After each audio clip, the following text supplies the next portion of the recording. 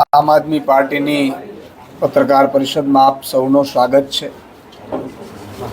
શાંતિપ્રિય ગુજરાતમાં જ્યારે ખેડૂતો ખૂબ પરેશાન થયા, ખેડૂતોને વિવિધ રીતે એપીએમસીમાં ભાજપના નેતાઓએ જે કબજો કરીને કડદાના નામે કડના નામે લૂંટવાનું ચાલુ કર્યું, ત્યારે મેં અમારી બહુ ખેડૂતોની ફરિયાદોના પગલે અમારા કિસાન વિંગના પ્રદેશ અધ્યક્ષ રાજુ કરપડાજીને બોટાદ જવાનું કહ્યું। બોટાદ ગયા, પહોંચ્યા અને આપે જોયું હશે કે હજારો ખેડૂતો ત્યાં જે ભાજપના નેતા દ્વારા સંચાલિત બોટાદ એપીએમસીમાં ભેગા થયા।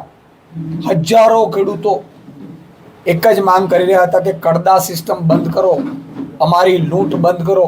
એક બાજુ ભાવ મળતા નથી, એમએસપી મળતી નથી, ખેડૂતોને કપાસનો અત્યારે પડતર 1600 રૂપિયા પડે છે અને એની સામે 1200-1250 રૂપિયામાં વેપારીઓ ત્યાં માલ ખરીદે અને અડધો થોડો ઘણો માલ હજી જોખાવાનું થયું હોય તો પછી તરત જ એમ કે આ પાણીવાળું છે, આ માલ ક્વોલિટી સારી નથી, એ બાને ફરીથી 200-250 રૂપિયા ભાવ ઓછો આપે અને કડદા કરે, જેના વિરુદ્ધમાં ભાજપના નેતાઓએ પણ ઉતરવું જોઈતું હતું, ભાજપના નેતાઓએ પણ વિરોધ કરવો જોઈતો હતો, ભાજપના ધારાસભ્ય સાંસદોએ પણ વિરોધ કરવો જોઈતો હતો, ભાજપના મંત્રીઓએ પણ આદેશ કરવા જોઈતો હતો, પણ અપેક્ષા જ નથી। ભાજપ પાસે કોઈ અપેક્ષા રહી નથી। ત્યારે તમામ ખેડૂતો એક આમ આદમી પાર્ટી જે રાષ્ટ્રીય પાર્ટી છે, છેલ્લા 10-11-12 વર્ષમાં આટલી મોટી હજારો પાર્ટીઓમાંથી ત્રીજા નંબરની રાષ્ટ્રીય પાર્ટી છે, ત્યારે એમની ઉપર ખેડૂતોએ વિશ્વાસ મૂક્યો, ઉમ્મીદ રાખી અને અમે ખેડૂતોની માંગના પગલે ત્યાં એપીએમસી વાળા પાસે લેખિતમાં માંગ્યું, લેખિતમાં કહ્યું કે ભાઈ આ બે માંગણીઓ છે, ખેડૂતોને કડદા સિસ્ટમ બંધ કરી દેવામાં આવે અને ખેડૂતોને જે એના 20-40 કિલોમીટર દૂર મિલોમાં પણ જે કપાસ ઠલવવાનું હતું એ બંધ કરી દેવામાં આવે। ભાજપના નેતાઓએ આ સિસ્ટમ બંધ કરાવવાને બદલે મુખ્યમંત્રીએ બંધ કરાવવાને બદલે મુખ્યમંત્રીએ આદેશ આપ્યા કે તમે પોલીસને ઉતારી દો। આજે પોલીસને ઢગલાબંધ લૂંટ થાય છે, હત્યા થાય છે, ચોરી થાય છે, એની તપાસો બધું બંધ કરાવી દીધું। તમારે કશું નથી કરવાનું, માત્ર ને માત્ર તમે ખેડૂતોને મારવાનું અને આમ આદમી પાર્ટીના નેતાઓ પાછળ પોલીસ લાગી જાય। તમામ પોલીસ અત્યારે ગુજરાતની આમ આદમી પાર્ટીના નેતાઓ પાછળ લાગી ગઈ છે। આ શું થઈ રહ્યું છે ગુજરાત? આવું ગુજરાતની કલ્પના? અને આનાથી પણ હાલત ખરાબ ત્યારે થઈ કે જ્યારે ખેડૂતોએ ડિમાન્ડ કરી, ડિમાન્ડ માની નહીં, પોલીસ અમારા નેતાઓની ધરપકડો કરે, રાત્રે ઉપાડી જાય। મહાપંચાયતનું આપણે એલાન કર્યું, મહાપંચાયતમાં અમે સબ બધા નેતાઓ જવા નીકળ્યા, ઢગલાબંધ પોલીસથી રોકી દેવામાં આવ્યા, અમને અટકાયત કરી દેવામાં આવી, અમારા બધાની ધરપકડો કરી દેવામાં આવી અને ત્યાં ગામના લોકોના બોટાદ એપીએમસીમાં મનાઈ કરી કે ભાઈ બોટાદ એપીએમસીમાં તમને પરમિશન નહીં મળે, તો ગામના લોકો ત્યાં હળદર ગામ છે, એ ગામના લોકોએ ડિમાન્ડ કરી કે ભાઈ અહીંયા આપણે ભેગા થઈએ। ગામમાં તો બધા ભેગા થઈ શકે છે ખેડૂતોના પ્રશ્ને, તો ખેડૂતોના પ્રશ્ને હળદર ગામમાં ભેગા થયા। ત્યાં અમારા રાજુ કરપડાજી પહોંચ્યા। દુઃખ સાથે કહેવું પડે કે ભાજપે આવી ચાલ કરવાની જરૂર નહોતી। આજે અમને રાત્રે ઊંઘ નથી આવી। આ શાંતિપ્રિય ગુજરાતમાં તમે ખેડૂતોને આટલી બર્બરતાથી માર્યા, આટલા અંગ્રેજોએ ક્યારે હિંમત નહોતી કરી આખા ગામ ઉપર ઘેરાબંધી કરી લેવી, આખા ગામમાં ઘર પૂછી દીકરાઓ, નાના બાળકો, બાળાઓ ઉપર તમે જે અત્યાચાર કર્યો પોલીસ થ્રુ। ભાજપના નેતાઓ તમને આ 54 લાખ ખેડૂતોને ગુજરાતની જનતા ક્યારે માફ નહીં કરે।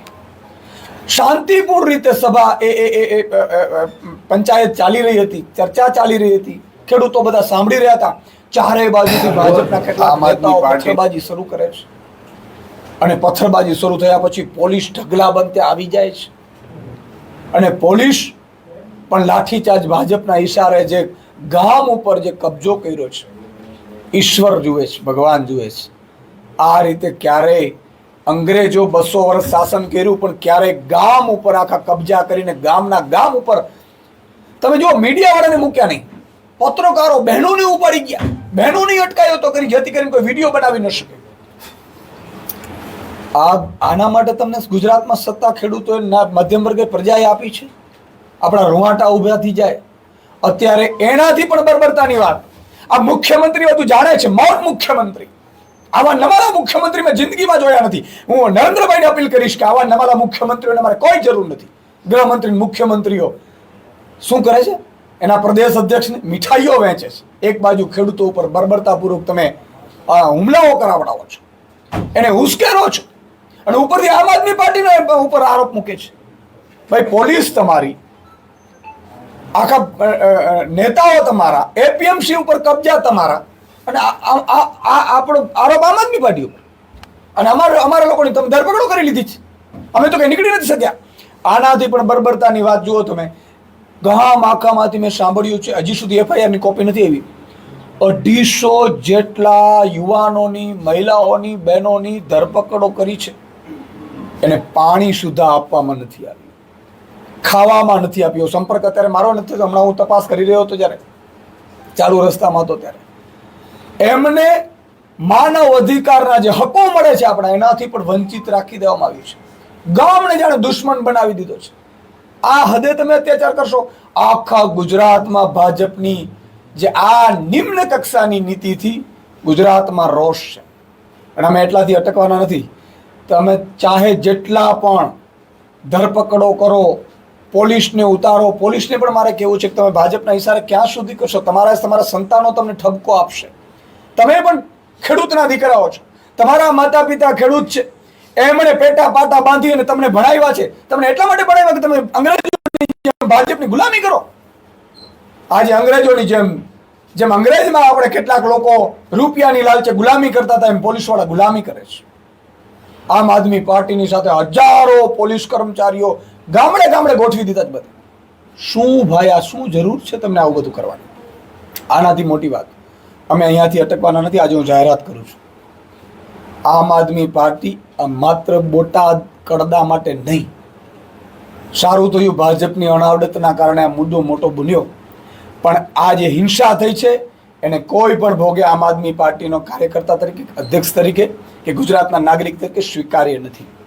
હિંસા કોઈ પણ જગ્યાએ છે એ સ્વીકાર્ય નથી. જે પણ હિંસામાં જવાબદાર હશે એની સામે પગલાં લેવા જોઈએ. હું જાહેરાત એ કરું છું કે માત્ર હવે એક એપીએમસી નહીં, ગુજરાતમાં 400થી વધુ નાની મોટી એપીએમસીઓ છે, મંડી માર્કેટો છે.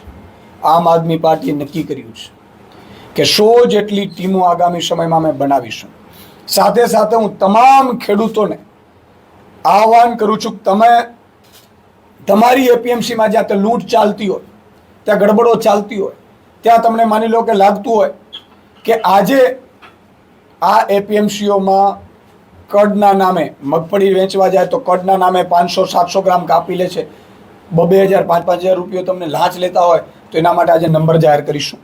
પણ એ પહેલા જે ખેડૂતો ઉપર, ગરીબો ઉપર, ગામ લોકો ઉપર ભાજપના ઈશારે જે હુમલા થયા છે, અત્યાચાર થયા છે, એ હળદળ ગામના સપોર્ટમાં આજે અમે આખા ગુજરાતમાં આમ આદમી પાર્ટીના કાર્યકર્તાઓએ કાળી પટ્ટી બાંધીને કાળા દિવસ તરીકે ઉજવણી કરી છે.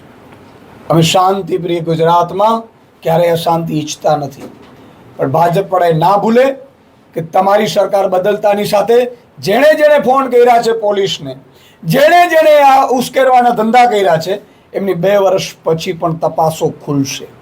આજે કદાચ તમારી સરકાર છે, આજ ખેડૂતોએ તમને સોંપી હતી સરકાર, કોંગ્રેસે જ્યારે ગોળીબાર કરી ત્યારે ફરીથી એ જ સમયે તમે કોંગ્રેસની જેમ જ અત્યારે ખેડૂતો ઉપર ગોળીબારો કરી રહ્યા છો. આંસુ, ટીયર ગેસના આંસુ છોડે છે, લોકોને ઉશ્કેરે છે. આ બધું ગુજરાતને સ્વીકાર્ય નથી, અને સરકાર બદલતા વાર નહીં લાગે. અમે એક નંબર જાહેર કરીશું.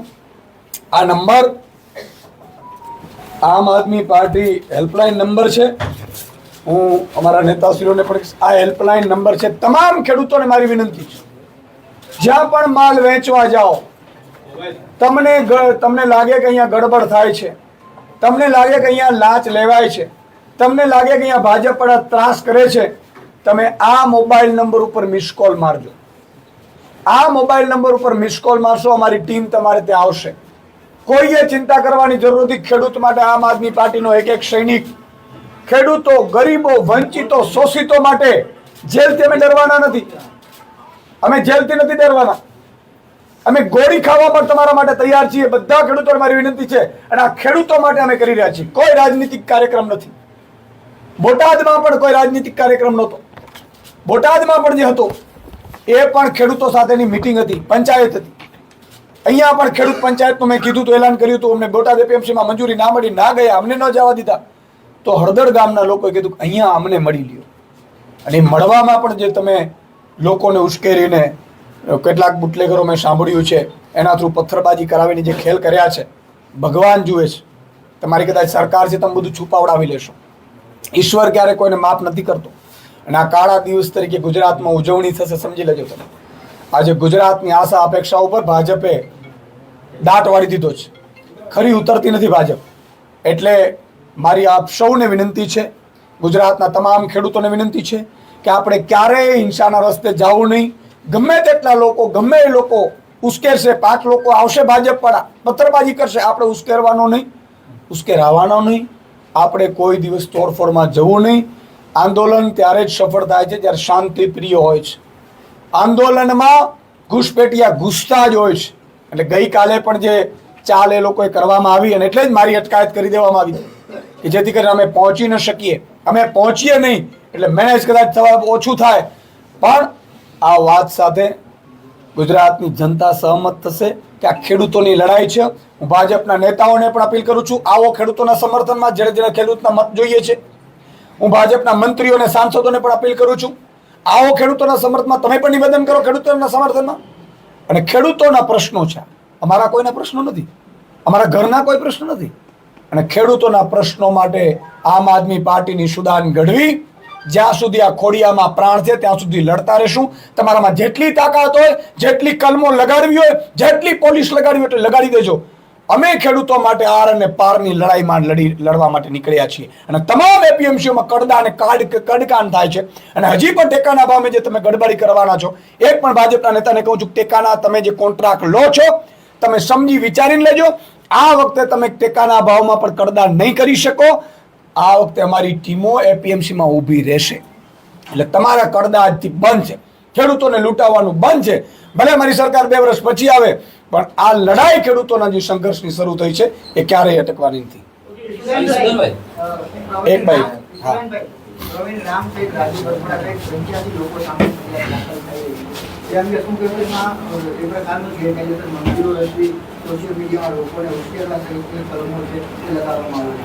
મને એ જ લાગે છે કે ભાજપ ખેડૂતો માટે લડનારા તમામ લોકોને જેલમાં નાખવાની પેરવી કરી રહ્યા છે.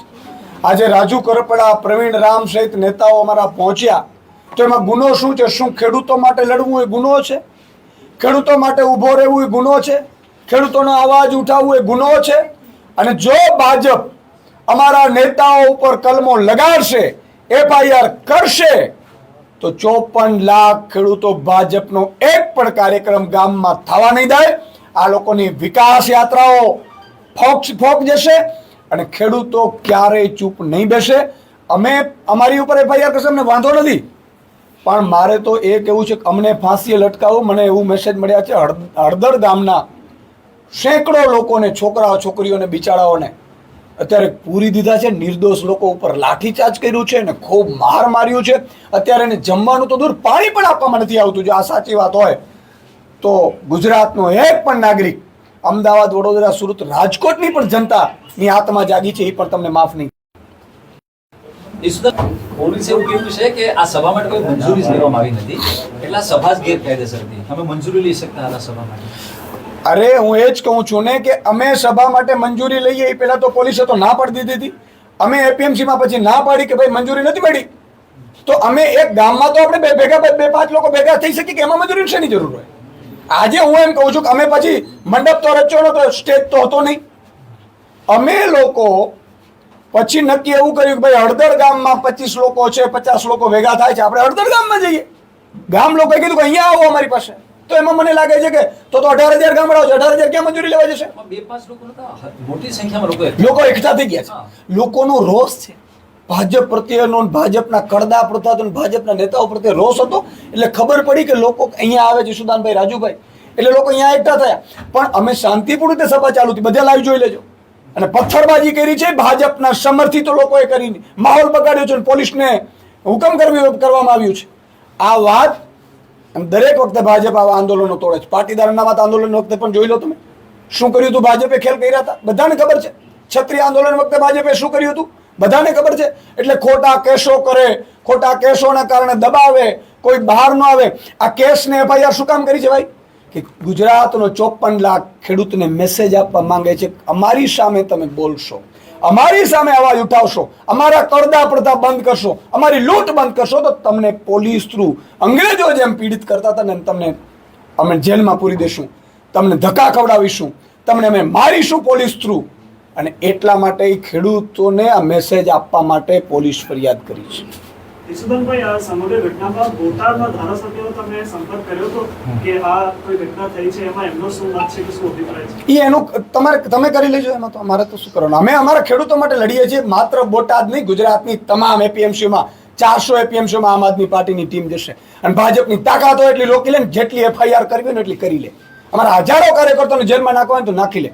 અમે લડવા નીકળ્યા છીએ. અમે કોઈ માઇક આંગલાઓ નથી કે 2-5 એફઆઈઆરોથી કે ધરપકડોથી બી જવાના છે. તમારામાં તાકાત હોય ને એટલા કેસ કરજો. ઈસુદાનભાઈ, ગઈકાલે માર્કેટ યાર્ડના ચેરમેને એક પત્રકાર પરિષદ યોજી. તેમણે કહ્યું કે જે કરદાનો પ્રશ્ન છે તેનું નિરાકરણ અમે લઈ આવીશું. એક કમિટીની રચના થઈ છે.